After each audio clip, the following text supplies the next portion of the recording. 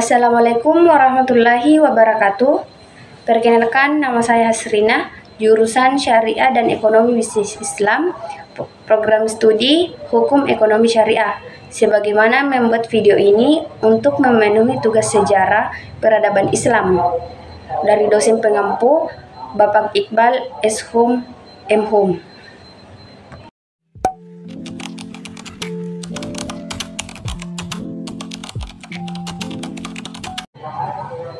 Pengertian sejarah menurut bahasa dan istilah. Secara bahasa, kata sejarah berasal dari bahasa Arab sajaratun, yang berarti pohon atau keturunan.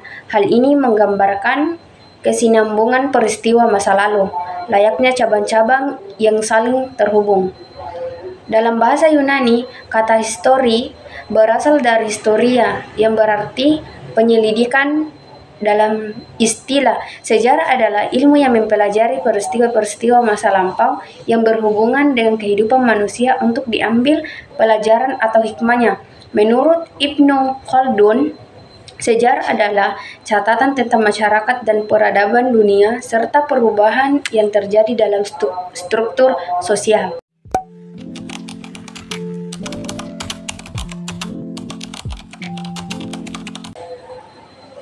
Kondisi sosial dan politik bangsa Arab sebelum Islam. Sebelum kedatangan Islam, masyarakat Arab hidup dalam sistem kesukuan yang sangat kuat, di mana setiap suku dipimpin oleh seorang pemimpin bernama Syekh. Loyalitas terhadap suku sering menimbulkan konflik antar suku yang menyebabkan perang berkepanjangan. Secara sosial, mereka menganut politeisme, menyembah berbagai berhala, dan percaya pada takhayul. Kehidupan moral mereka rendah, dengan kebiasaan buruk seperti minum minuman keras, berjudi, dan mengubur bayi perempuan hidup-hidup. Perempuan tidak dihormati dan perbudayakan merajalela. Dalam politik, tidak ada pemerintahan pusat. Setiap suku bersifat otonom. Mekah menjadi pusat perdagangan dan keagamaan karena keberadaan Ka'bah, tetapi dikuasai oleh suku Quraisy.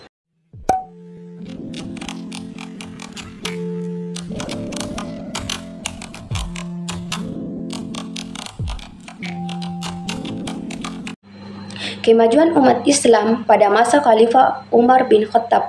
Pada masa pemerintahan Umar bin Khattab, umat Islam mencapai kemajuan besar di berbagai bidang. Dalam administrasi, Umar membentuk lembaga Diwan untuk mengatur pencatatan administrasi dan keuangan negara. Ia juga berbagi wilayah kekuasaan menjadi beberapa provinsi dengan gubernur sebagai pemimpinnya.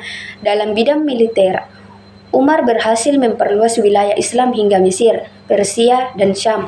Sistem pajak seperti jizyah dan kharaj ditetapkan untuk menjaga kestabilan ekonomi negara. Umar juga membangun saluran irigasi untuk mendukung pertanian. Di bidang sosial, ia menciptakan kalender Hijriyah sebagai peneganan resmi Islam dan diberikan perlindungan kepada non-Muslim yang tinggal di wilayah Islam.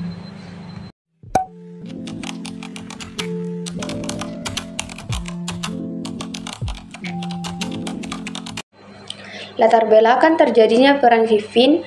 Perang Siffin terjadi pada tahun 657 Masehi antara pasukan Khalifah Ali bin Abi Thalib dan Muawiyah bin Abu Sufyan. Latar belakangnya dimulai dari pembunuhan Khalifah Utsman bin Affan yang memicu ketegangan politik. Muawiyah sebagai gubernur Syam dan kerabat Utsman menuntut agar Ali segera menghukum para pelaku pembunuhan tersebut. Namun, Ali merasa perlu untuk mengidentifikasi pelaku di tengah situasi yang tidak stabil. Ketegangan ini memuncak ketika Muawiyah menolak mengakui Ali sebagai khalifah yang sah.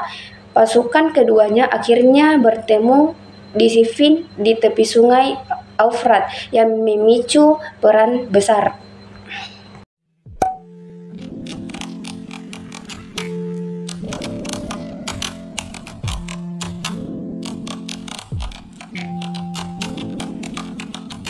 Perbedaan kebijakan politik masa dinasti Umayyah di Damaskus dan dinasti Abbasiyah di Baghdad.